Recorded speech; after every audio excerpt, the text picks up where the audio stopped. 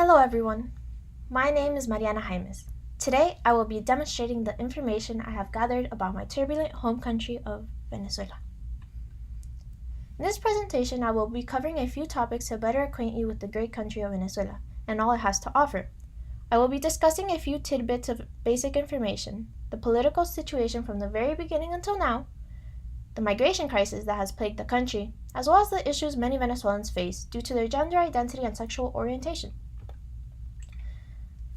So, what is Venezuela like and what should you know? Venezuela has a population of around 32 million people, which is roughly around 0.42% of the entire world's population. Its capital is Caracas, which is located in the northern part of the country. The current form of currency is the Bolívar Soberano, which translates to the sovereign bolivar. It was originally the Bolívar, however, the government made an attempt to combat the country's inflation by adjusting the currency and knocking off 5 zeros. The official language of the country is Spanish. However, there are 25 indigenous languages, most of which belong to the three linguistic families, Caravan, Arawak, and Chibcha. The ethnic composition of the country consists of an approximately 65% population of mestizos or mulatto mestizos, 20% claiming European lineage, and 10% African ancestry, as well as a small native indigenous population. Lastly, the grand majority of the population are Roman Catholics. Granted, there are small groups of various other religions such as Jewish, Muslim, and Protestant. Now, in order to understand how Venezuela came to be the country that it is today, one must first know how it all began, so I will talk a little bit about its political history. In 1498, Christopher Columbus came on shore to the great land inhabited by the Carib, Arawak, and Chibcha people. The following year, Alonso de Ojeda, a Spanish conquistador, also visited the great land and decided to name it Venezuela, meaning Little Venice, due to the small huts located all over the land. However, colonization did not commence until the first settlement, which was established in 1521. This lasted until 1810, when Venezuela claimed independence. Then, 11 years later, in 1821, Simón Bolívar liberated Venezuela, along with many other Latin American countries.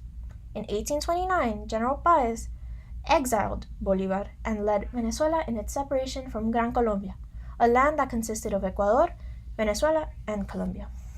Venezuela had to endure various caudillos, which are military dictators, of whom General Páez was the first.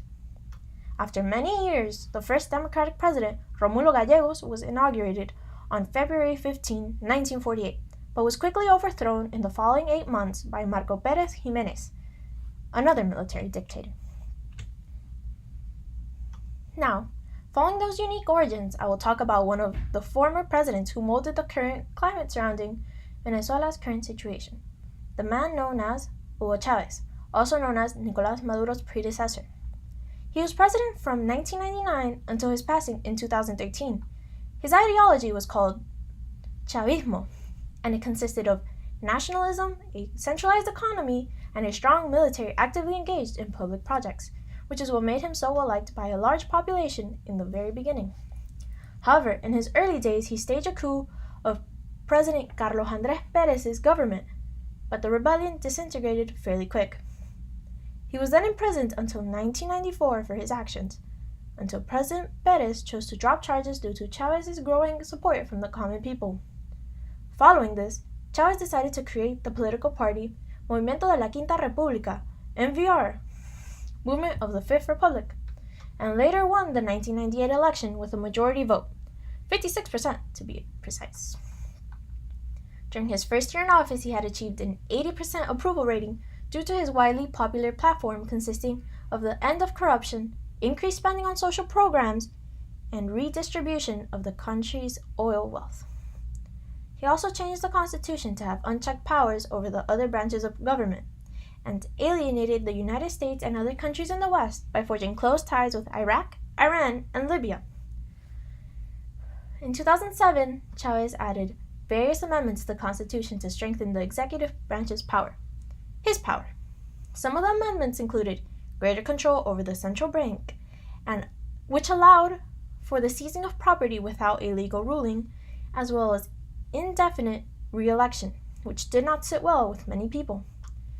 He then named Nicolás Maduro as his successor in December 2012, following his fourth cancer surgery. He passed away the following year. The political climate of Venezuela has been turbulent to say the least. One of the most recent issues regarded the legitimacy of Nicolás Maduro as president. This year, on January 23rd, Juan Guaidó, leader of the opposition-controlled National Assembly, declared himself interim president, and then swore himself in as president, which was widely recognized by various nations. Maduro then claimed that Guaidó was planning a coup and demanded his arrest. This issue has led to various event planning such as humanitarian aid and foreign intervention. For instance, the Red Cross recently sent its first humanitarian aid shipment, which included medication and supplies for the various people who require medical attention, but lack the resources for such treatment. Also, Canada placed sanctions on 43 members of Guaidó's government, which included the freezing of those members' assets and prevention of conduction of business with Canada. One of those members was Foreign Minister Jorge Arreaza, who is held responsible for the deteriorating condition of the country. Furthermore, a $31.5 million grant was provided by the Global Concessional Financing Facility to Colombia to accommodate Venezuelan migrants and refugees. One of the many major issues facing the country is that of immigration. Due to the harsh living conditions, thousands, if not millions, of Venezuelans are forced to flee the country. This situation has been deemed as one of the worst migration crises in Latin American history. Approximately 2.3 million Venezuelans have emigrated throughout the past few years. This constitutes about 30% of the population. This has led to a 900% increase in Venezuelans living in other South American countries, according to the UN. There are various push factors in play as for the reasoning for this mass exodus. For instance, doctors throughout the country have claimed that over 50 patients have died directly due to the nearly daily blackouts. There is a lack of vaccines available. I know this from personal experience because my family has to cross the border into Cúcuta to have my one-year-old godson vaccinated. This is a country with an inflation rate at approximately 2,626%. Approximately 78% of hospitals reported a lack of medicine available. I also want to make a quick mention of the fact that many borders have been closed following the Venezuela Aid Live concert that occurred in Cúcuta. Those who attended the concert had to return to Venezuela through the trails, many which were similar to this. I myself arrived from Venezuela last month and had to cross on this exact same trail. This is on the border with the Colombian city of Cúcuta. When the river grows, no one is able to pass through. However, on normal occasion, in order for one to pass, one must pay 5,000 Colombian pesos, approximately $1.58 per person. Throughout the path, there are armed men who work with those collecting the money, making sure that no one is robbed. Once one passes the river and is on Colombian ground, you are welcomed by the sight of armed Colombian police. Speaking of immigration, a large portion of the Venezuelan population has left the country due to discrimination they faced while living in Venezuela. With so many issues facing the country, primarily economic, LGBTQ+ rights are shoved to the bottom of the pile of priorities, as seen with the reduction or elimination of funding for organizations. Furthermore, the country's government's family food bag scheme also discriminates against this population. This scheme caused markets to utilize a biometric reading machine that identifies customers and keeps track of how many products they purchase in order to prevent hoarding, which is common due to the steadily increasing prices of goods. This scheme affects same-sex couples because same-sex couples are not considered as families, which affects the number of goods that they are able to purchase as a household. Additionally, trans people are discriminated against due to the fact that the government does not allow them to obtain identification cards or documents that correspond to their proper gender identity. Therefore, without proper identification, the process of purchasing becomes far more complicated. Additionally, many people, including trans people, are in danger due to the worsening conditions of the economy. There has also been an increase in human trafficking of primarily trans women, but also including cis women and young men who are forced into sex work in Spain, Panama, Colombia, Dominican Republic, and other countries. Furthermore, the violence against this group is simply shocking. Colombia's biggest LGBTQ rights group, Colombia Diversa, who welcomes Venezuelan immigrants, states that attacks against the community are increasing at an alarming rate, especially for trans women. It is evident that there is a lack of medication throughout the country. However, the lack of antiretroviral drugs is unbelievable. Hundreds of Venezuelans are dying due to the lack of antiretroviral drugs available in Venezuela. The United Nations reports that in 2016 there were 120,000 Venezuelans living with HIV. Apparently, one of the only ways to obtain those drugs is through non-governmental organizations or outside donations.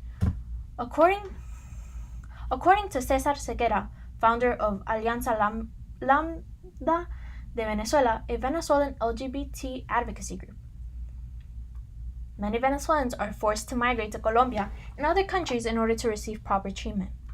However, sometimes they end up in places where there is poor HIV care, and thus they have to wait a long time to get assessments for medicine, and it often leads to AIDS. In 2017, in Barranquilla, 8 gay Venezuelan men died of AIDS while waiting to be assessed to get their medicine. There have been attempts to alleviate the situation, however, they're not always successful. The PAHO acquired $4.9 million to purchase antiretroviral drugs, and UNAIDS sent $100,000 for the distribution of the drugs to people living with HIV/AIDS. It successfully sent its first shipment of the antiretroviral drug tenofovir, lamivudine, and dolutegravir (TLD) on December 23, 2018. Shortly after, the police raided the building where the drugs were stored and confiscated the donated medicine, and also arrested 3 human rights activists who worked for the organization. My final thoughts and reflection regarding Venezuela's deteriorating condition is that one of its only solutions is to remove the corrupt government currently in charge and allow for the real president, Juan Guaido, to finally take charge. Humanitarian aid is required to improve the conditions of the Venezuelan people. Medication is required in hospitals, teachers are needed in schools, affordable food is needed in stores, blackouts need to stop, and a true leader is needed for order. Once Maduro and his government fall, the country can rebuild itself from the ashes. Once they fall and aid comes in, people will stop leaving the country and people will stop dying from starvation and lack of medication. For now, the only hope there is foreign intervention. In conclusion, I'm thankful to have been able to learn so much about my home country through this project. Despite living through this firsthand, it was still shocking to learn the implications of what occurs back home on a daily basis. From the mass exodus of Venezuelans to the discrimination that many of those face simply because of their gender identity and sexual orientation. While I recently returned from there, my plans to go back are stronger than ever. Hopefully, with time, the country will once again flourish and prosper. One day, the country will be remembered for its strong people and breathtaking scenery. These are my works cited, and thank you for your time.